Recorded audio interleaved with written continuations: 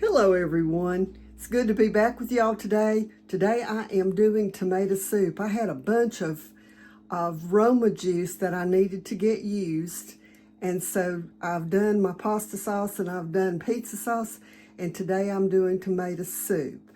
And so I'm going to turn this around and show you what I've got here. Okay, so as you can see, I have been dicing a bunch of onions. There's probably a good 2 cups of onions there. Got some garlic, some minced garlic there. And then here's my tomatoes. And let me turn that on, and I want to show you. Grab me a spoon and get me a good stainless spoon. This is, you can see it's going to have that roasted look on top, just like the others. But this one is not going to be as thick as the pasta sauce and the pizza sauce. I want this to be the consistency of a good tomato soup. So what I'm going to do now is, let me go ahead and put my garlic in that. Got about 2 teaspoons of minced garlic that I've put in this. This started out to be about probably 3 gallons, close to 3 gallons of tomato sauce. And this is just plain, well actually it was Roma juice when I started. You can see it's tomato sauce now. Started out as about 3 gallons of Roma juice. And so I've added the garlic, and I'm just gonna put this onion throughout. I like a lot of onion flavor in my soup. So I'm gonna probably put most of this 2 cups of diced onion throughout in order to have a good onion flavoring in it. I'm gonna put it back in the oven and let it cook in the oven and to give it time for these onions to get soft, to get them tender. And some of them are small enough they'll even cook up too. But anyway, then I will bring you back and show you what seasonings I'm going to add to it. I was cleaning up and I just happened to notice, you see that right there? I don't know if you can see. Right there on the lip of this jar. Look, right there. You see that? That is a crack in that jar. So it's really important that you always, let me get over here under the light so there you can see it now. Real easy against that black. So you can see the crack there.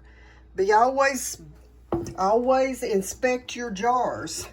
I always turn mine sideways and go around them like this, and I always go around the bottom, because those little hairline cracks, would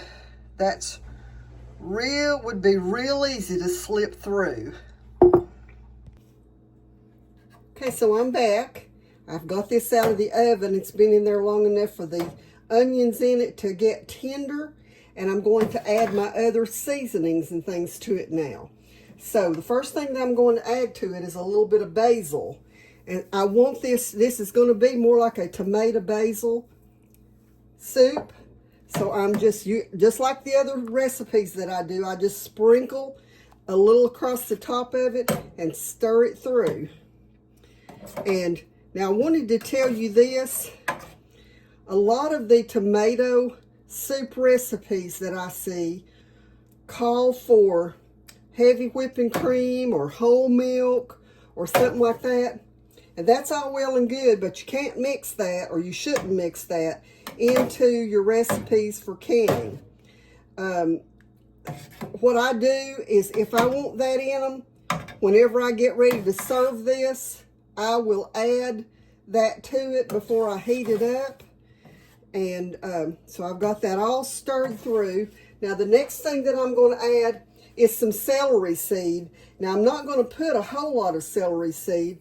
It's probably going to be about a teaspoon or less. I don't like a whole lot of celery in mine. I'm not a big celery eater, but I do want a little bit in it so that it will have, you know, have the right flavor. And then the next thing that I'm going to do is add some salt. And I'm going to use I'm using canning salt, and I'm just going to sprinkle it across the top just like I do everything else. I do want a good amount of salt in it. That's another thing though, if I want to add salt to it, I can add salt whenever I open it. And I will say this, I am going to pressure can this. It'll be pressure canned just like the pizza sauce for 15 minutes in the pressure canner. And then the other thing that I'm going to add, and I need to get my measuring spoons out of here. I'm going to add a couple of tablespoons of real olive oil. I want to show you here. If you this is in a quart jar. You see how green that is? That's good olive oil. So I'm just going to drizzle this around, and then I will stir that in. You wouldn't add a whole lot to most recipes, and that's why I'm only putting a couple of tablespoons in this. By the time it's distributed through the whole thing, it really won't have a whole lot of grease in it. Not where it would cause it to not seal. I will make sure my rims on my jars are cleaned really well when I get ready to put this in the can or in the jars, or when I put it in the jars.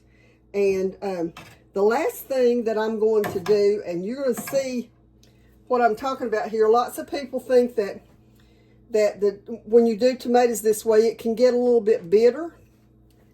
And you can see here I've got my container of sugar, and all I'm going to do is get just a pinch. You can see there it's not even a teaspoon of sugar, and just put that all through it, and that should be enough. I don't want a sweet soup. I've seen recipes that call for a quarter of a cup or something like that. I think a teaspoon or a tablespoon of sugar is plenty enough to get the bitter out of it. So that's all I'm going to add to this. I'm going to get it in the jars and put it in the canner, and then I'll show you what it looks like when it comes out.